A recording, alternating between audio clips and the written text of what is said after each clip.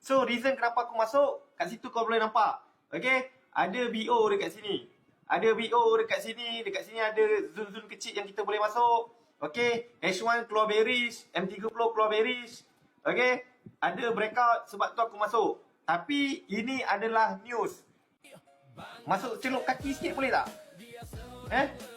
Aku takut dia terus pergi ya.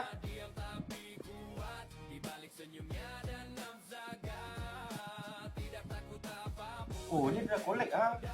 Celup sikit ah.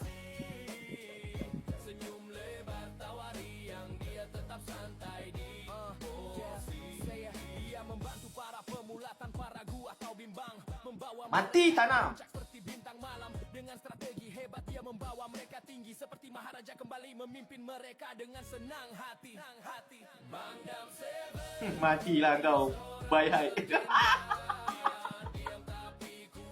Hai mencari glamour. Cakap. Komen cakap. Pergi ke kedai mencari glamour.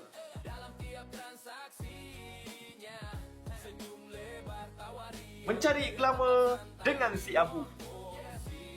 Tak kisah kau trader baru atau lama. Yang penting ilmu dulu baru biru.